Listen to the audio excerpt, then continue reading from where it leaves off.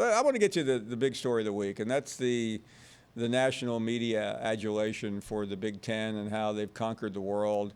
And us poor little souls who cover the SEC are being swept out to sea. Can you give this your best Spencer Hall perspective?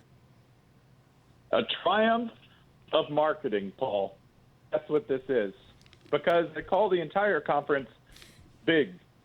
When you're really paying for Ohio State and Michigan, that's about it. I'm just astonished that we managed, because I will say this, I believe in free markets. I believe markets are free to make mistakes. I believe markets never make mistakes. So obviously, the Big Ten must be worth $1 billion. I've been mistaken my entire life. I didn't think Rutgers, Indiana at noon was worth a $17 ticket. To me, that feels like a $16 ticket. I've been wrong. Evidently, that's a $1 billion ticket across 3 different networks. My favorite thing about this deal is this. One, I guarantee you Rutgers is going to end up in debt. I don't know how they do it, but Rutgers manages to lose money no matter what they do. 2, Maryland, geniuses, absolute geniuses. Maryland football goes from being in debt and being at the bottom to the mid-bottom of the ACC, and now they're part of a $1 billion contract. You know what you call that? Finesse. Absolute finesse on the part of the Maryland Terrapins. Finally, I cannot wait to hear the complaints from when people have to use Peacock so they can find their beloved Northwestern Wildcats playing Nebraska on a streaming service that barely works. So there's a lot of good things to say about this.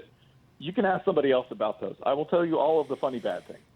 Spencer, speaking of streaming services, the country's in for a big shock here in about 3 weeks when we all tune to Amazon Prime for Thursday Night Football. And people go, is that channel what?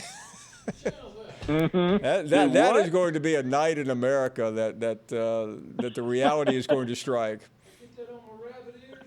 It's going to be amazing when people do that. It's going to be amazing when they figure out what they have to do to get to Thursday Night Football, and then everybody's going to be mad because it'll still be the same game.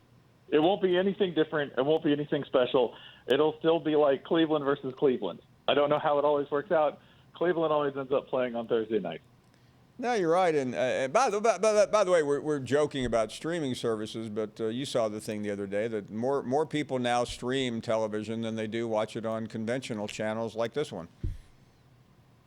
Yeah, and that's really sort of one of the things the Big Ten was looking for, is a way to figure out how to continue to make that transition, because that's not going anywhere. But another thing that's not going anywhere is the inherent value events. There's one other nifty thing about the Big Ten deal, which is that not only will it be up before the SEC's next deal, the Big Ten's next deal, they get to sell it twice. They get to sell this twice before their main rival, the SEC, really gets another crack at it. Now, is that the end of the story? No. I guarantee you, anyone who sees this as an absolute win, you're wrong. Anyone like me who's just willing to make fun of it, I guarantee you I'm a winner, because one, I don't have to acknowledge all the good things about it. 2, because I'm not a Big Ten honk. 2, there probably are some good things, but there's going to be disadvantages through this all along. Like, remember when the Pac-12 got their new revolutionary TV deal? Not to get too far in the weeds, we all thought, pardon me, we all thought, ooh, what an extraordinary way to do business. This is going to change things. This is interesting. This is bold.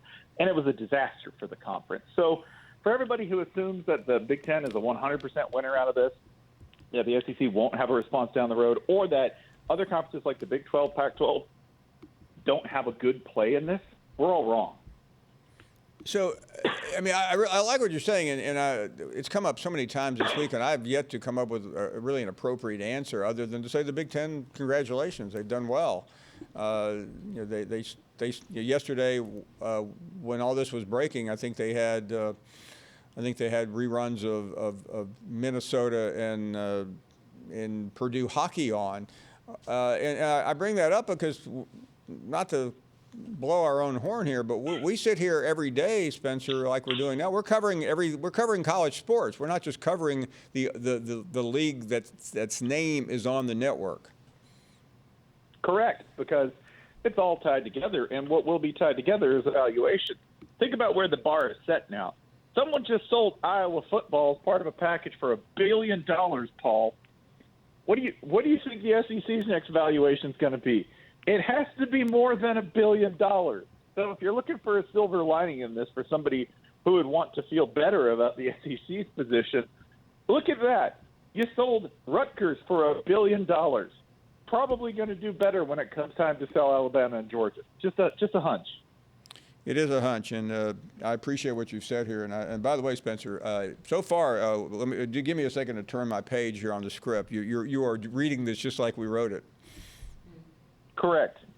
I am right here because we are nothing but shills. We're nothing but shills, and that's what we're doing here. I will say this, by the way, one more thing, that with the Big Ten, I have no idea what they're going to spend this money on. None. I think Michigan's already built the nicest rowing facility you've ever seen. When the rowing facility is getting their own really nice, luxurious building, you've got too much money coming into sports to not give it to the players, right? You run out of excuses. You can't say, well, we think the lacrosse facility needs a redo before we do that. No, it's over. Thank you for watching ESPN on YouTube. For live streaming sports and premium content, subscribe to ESPN+.